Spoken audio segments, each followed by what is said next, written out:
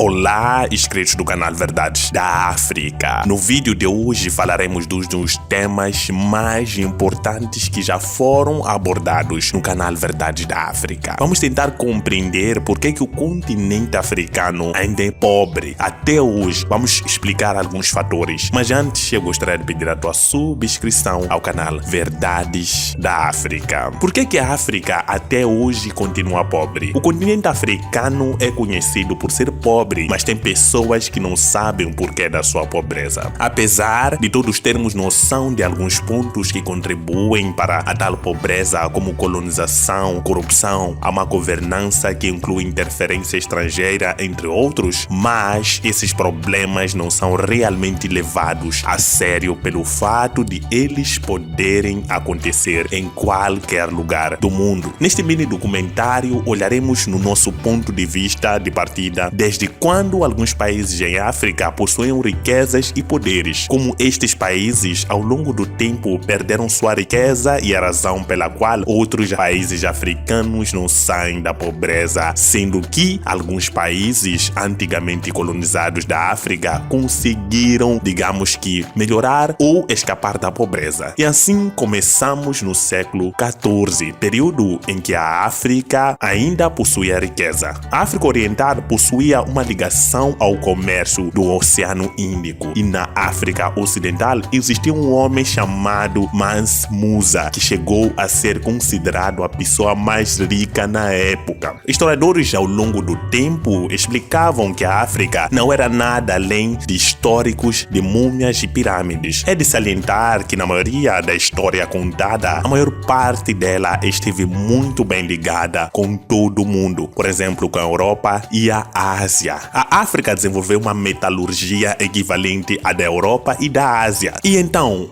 quando as coisas começaram a mudar? Bom, a partir do século XIV a XV, prosperidade em África começa a cair e fica atrás do resto do mundo. E isso acontece por conta das forças externas, como o Império Otomano, impérios da Europa Ocidental. Primeiro vamos falar do Império Otomano. Os otomanos queriam escravos. O meio para conseguir esses escravos era através da guerra. Entravam capturando homens e mulheres, também crianças, com o intuito de vendê-los como escravos. Bom, sendo assim, era mais fácil e barato conseguir novos escravos na África Ocidental. E assim começa o comércio de escravos. Com este negócio, comerciantes de escravos ganharam um bom dinheiro na compra e captura de pessoas na África Oriental, vendendo-os aos otomanos, e como todos sabemos, este comércio infelizmente só teve fim no século XIX. Enquanto isso, quase o mesmo acontece com os impérios europeus no Ocidente. Tudo começa com comerciantes europeus vindo para a África Ocidental em negociações de troca de sal por ouro e marfim. Em seguida, os europeus navegaram ao redor da África com destino à Ásia. Então, a África Ocidental tornava-se um local de extrema importância para a Europa, onde comerciantes estocavam produtos alimentares em suas viagens à Ásia. De seguida,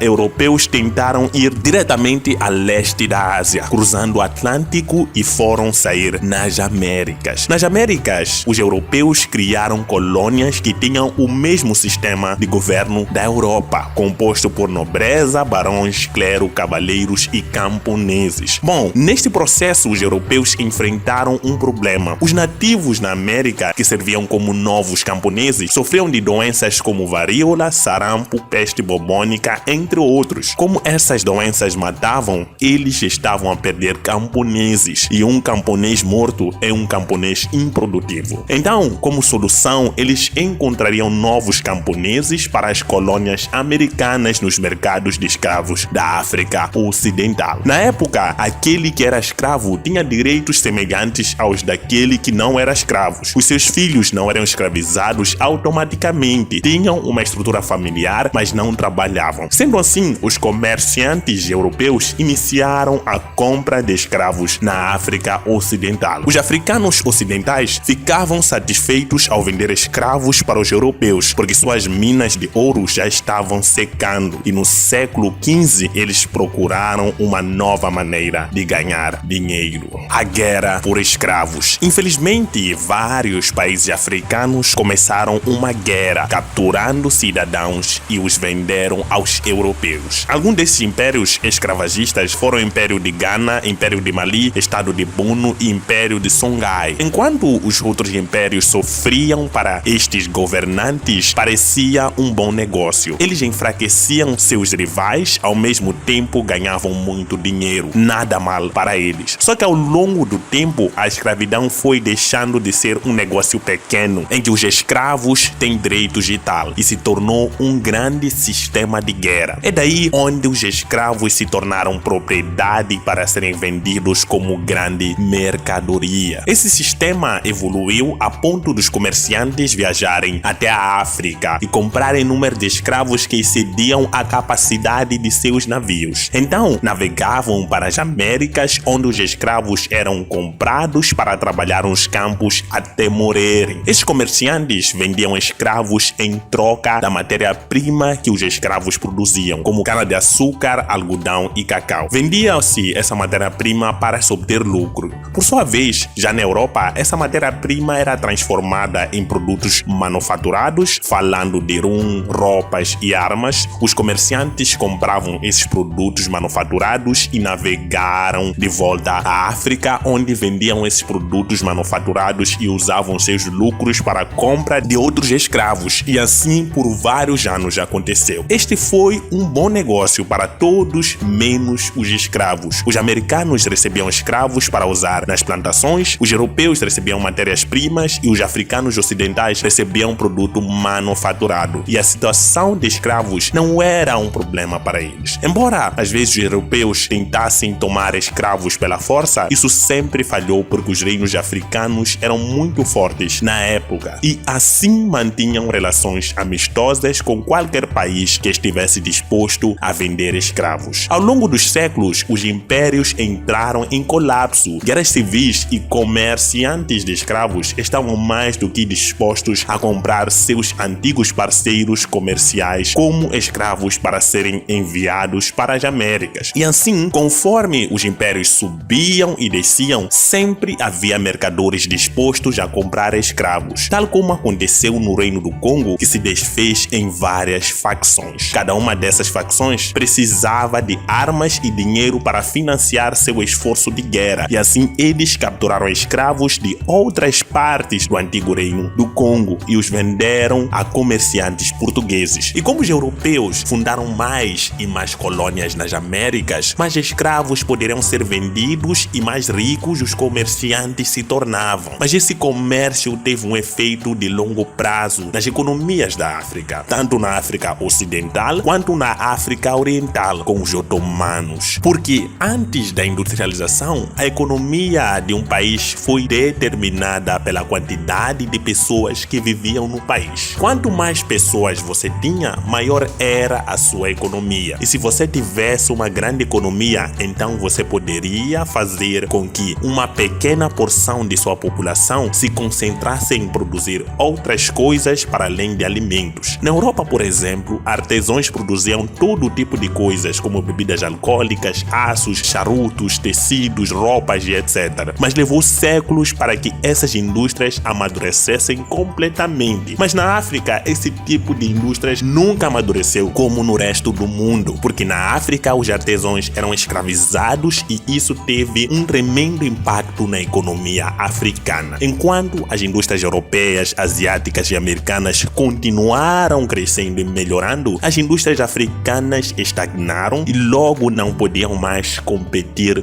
com as importações europeias e asiáticas, e as indústrias africanas tornaram-se pequenas e insignificantes. Porque você poderia comprar produtos melhores e mais baratos dos mercados asiáticos e europeus, mas você deve estar se perguntando por que os africanos concordaram com isso? Bem, por questões estratégicas. Quando você tem vários impérios guerreiros ao seu redor, você mesmo tem que investir em um forte exército para se proteger. Mas se você colocar mais dinheiro nas forças armadas, isso significa que há menos dinheiro para você gastar em sua própria economia. Então, se um líder africano percebesse o que estava a acontecer dali em diante, não podiam investir nas indústrias porque precisavam se proteger. E assim, todos os caminhos para o século XIX, as economias da África estavam declinando lentamente porque o comércio de escravos lentamente destruiu a economia africana. Ao mesmo tempo em que dava um lucro enorme para aqueles que capturavam ou vendiam escravos, mas porque os europeus ocidentais e os otomanos enfraqueceram a África por centenas de anos? É evidente. Mas por que os europeus enfraqueceram a África por centenas de anos? É difícil responder essa pergunta. Não era um grande plano, mas em vez disso, cada governo, comerciantes e empresa viram uma oportunidade na África para obter lucro. Esse lucro veio na despesa da riqueza africana de longo prazo, com a maioria das pessoas envolvidas provavelmente não percebendo isso.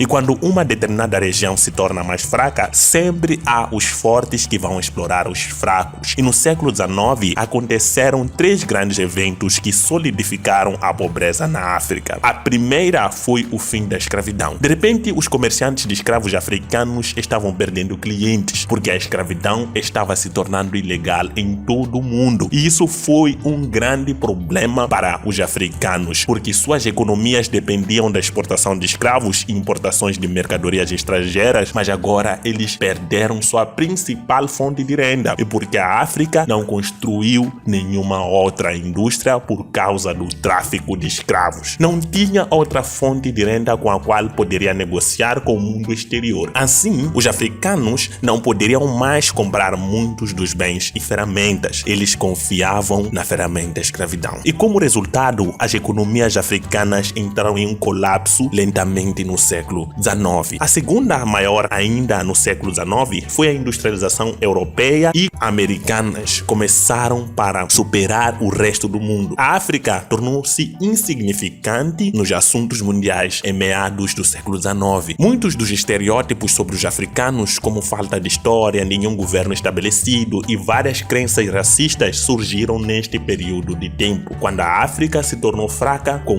pouco a oferecer ao mundo exterior e o mundo exterior tendo pouco interesse na África. Então, o terceiro grande evento aconteceu na década de 1870, com a economia africana em frangalhos e a industrialização europeia em pleno andamento. A Europa, de repente, teve a capacidade de transportar grandes quantidades de materiais pesados através dos oceanos. Antes, não seria lucrativo transportar minérios pesados da África para a Europa, porque a tecnologia simplesmente ainda não estava disponível para torná-la lucrativa. Mas as tecnologias a vapor significativas, como trens, barcos a vapor e fábricas que poderiam transportar e produzir mercadorias com lucro, em 1871, o rei da Bélgica decidiu que a Bélgica deveria ter uma colônia e olhou para o mapa mundi e percebeu que a África era fraca e disponível. E assim, mais uma vez os fortes se aproveitaram dos fracos. Logo, outras nações europeias se juntaram a quase toda a África e foi colonizada pelos ocidentais. Os impérios do sul da Europa até a África eram assim, e assim depois da Primeira Guerra Mundial. E isso teve 3 resultados significativos para a África. O primeiro é o aumento da pobreza. Os europeus colonizadores pouco se importavam com as pessoas que viviam na colônia.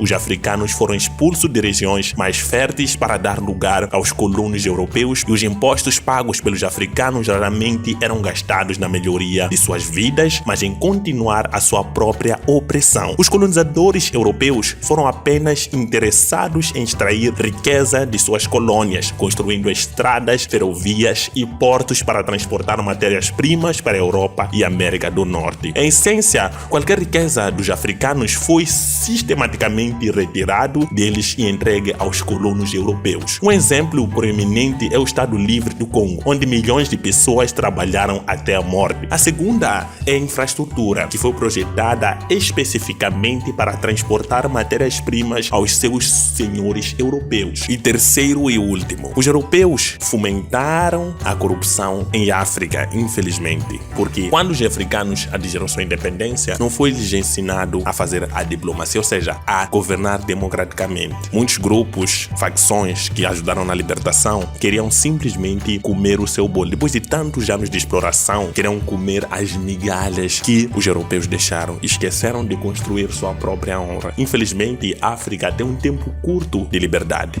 Este documentário ainda vai continuar. Mas não esqueça, me perdoem qualquer coisa. Se não concorda, coloque argumentos. O lema do canal é olhar a África numa perspectiva africana. Tchau.